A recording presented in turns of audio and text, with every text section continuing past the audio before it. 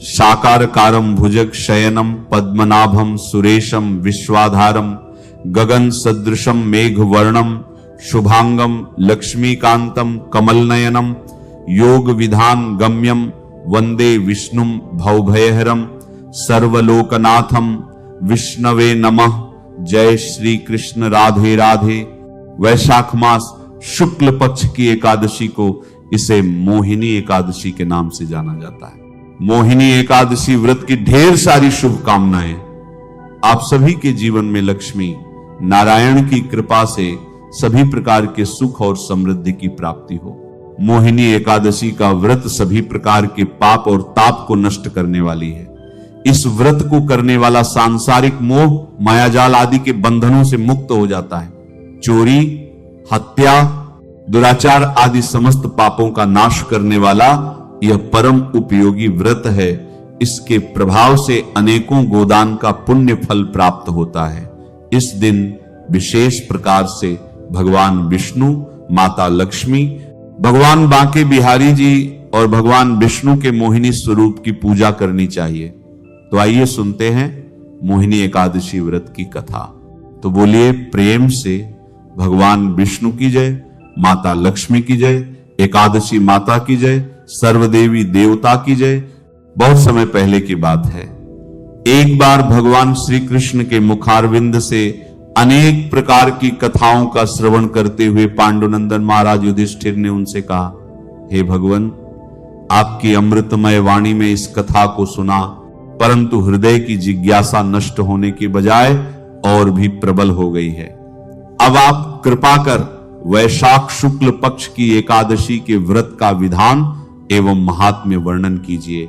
मेरे तृषित हृदय की प्यास को हरण कीजिए।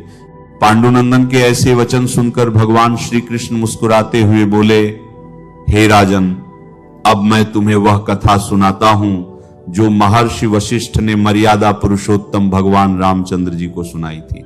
एक समय की बात है, भगवान रामचंद्र जी ने अपने गुरु वशिष्ठ जी के आश्रम में जाकर उन्हें प्रणाम किया और हाथ जोड़कर कहा, हे भगवान, आप कृपा कर मुझे कोई ऐसा व्रत बतलाइए जिसके करने से अनंत पुण्य फल की प्राप्ति हो और अनायास ही धर्म, अर्थ, काम और मोक्ष की प्राप्ति हो जाए। भगवान रामचंद्र जी के ऐसे वचन सुनकर वशिष्ठ जी ने कहा, हे वत्स, तुम धन्य हो जो तुमने इस प्रकार का प्रश्न करके लोक के कल्याण की कामना की है। अच्छा, तो आप सुनिए, वैशाख शुक्ल पक्ष की एकादशी का नाम मोहिनी है। यह मोहिनी एकादशी का व्रत जगत के समस्त मोह जालों और पाप कर्मों से मुक्ति करा देता है। मैं आपको इस विषय का एक अत्यंत प्राचीन इतिहास सुनाता हूं। आप सावधान होकर सुनिए।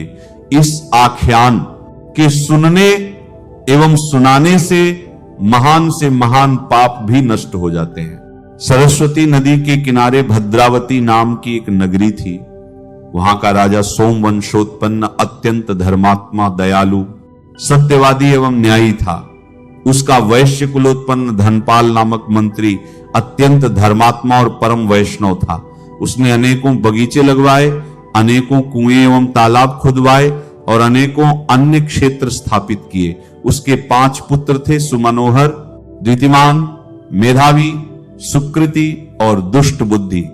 इनमें से दुष्ट बुद्धि महापापी, दुराचारी, दुष्ट, ज्वारी, चोर, वैश्यागामी, पराई स्त्रीगामी, भक्षाभक्ष भक्षण करने वाला, महान उद्दंड और आतताई था। उसके इन सब दुष्ट कर्मों से खिन्न होकर धनपाल ने पहले उसे समझाया, धमकाया एवं दंडित किया, मगर उसने अपनी आदतें नहीं छोड़ी। तब राजा से कहकर उसे देश निकाला देने का दंड दिलवा दिया। दुष्ट बुद्धि ने कुछ दिनों तो अपने संचित धन और जेवरों को बेचकर दिन गुजारे, मगर जब वो समाप्त हो गया और उन वैश्याओं ने भी धक्के दे दिए, अपने घरों से निकाल दिया, तब वो दुष्ट चोरी और बटमारी करके गुजर बसर करने लगा। पहले से वो पक्का कूटा हुआ बदमाश बन चुका था, इसीलिए राजकर्मचारियों की पकड़ में आता ही नहीं था, और अगर कभी आ भी जाता तो कर्मचारी उसके पिता के सौम्य भाव से उसे छोड़ दिया करते थे। इस प्रकार जीवन बिताते हुए दिन बीतते चले गए।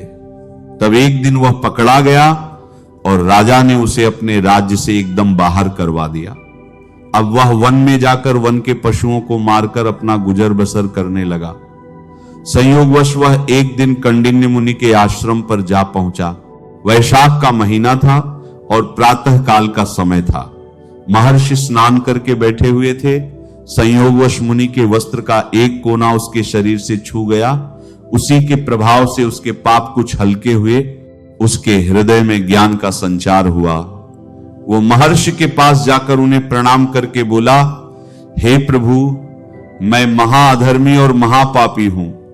अपने किए कर्मों का फल भोग रहा हूं। हे प्रभु, मुझे कोई ऐसी युक्ति बतलाइए कि मैं बिना धन के पाप से मुक्त हो जाऊं। दुष्ट बुद्धि के ऐसे वचन सुनकर मुनि के हृदय में दया उत्पन्न हुई और उन्होंने कहा, हे वत्स, सावधान होकर मेरी बातें सुनो। कल वैशाख मास के शुक्ल पक्ष की मोहिनी नामक एकादशी है। तुम आज शाम के समय शुद्ध मन से संकल्प करो कि मैं अपने पापों के मोचनार्थ मोहिनी एकादशी का व्रत करूंगा।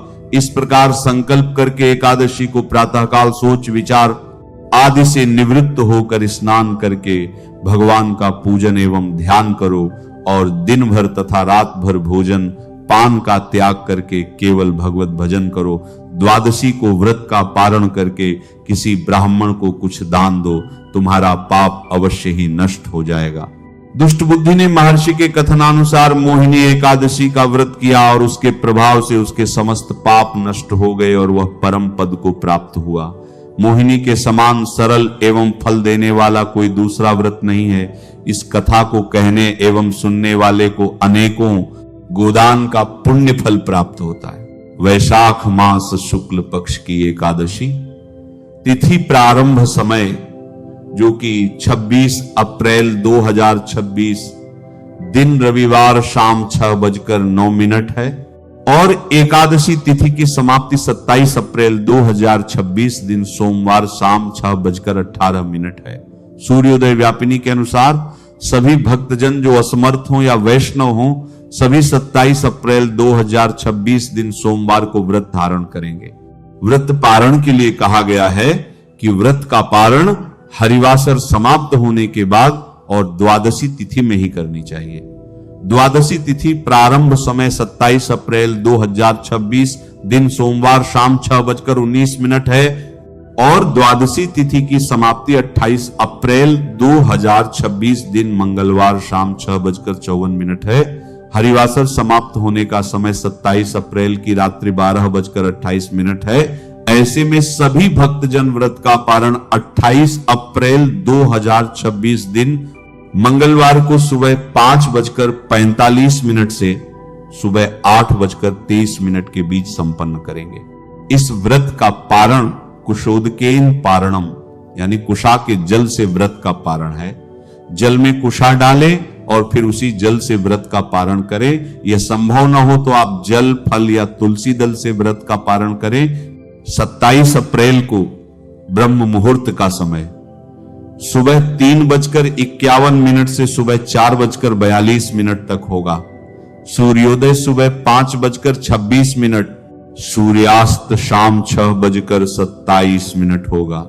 राहु काल का समय 27 अप्रैल को सुबह 7 बजे से सुबह 8:41 बजे तक होगा और 28 अप्रैल को दोपहर 3:01 से शाम 4:50 तक होगा। राहु काल के समय कोई भी शुभ या नया कार्य नहीं करना चाहिए, इस बात का ध्यान रखें। प्रातःकाल पूजा का शुभ मुहूर्त 27 अप्रैल को सुबह 5:25 से सुबह 7:02 तक होगा।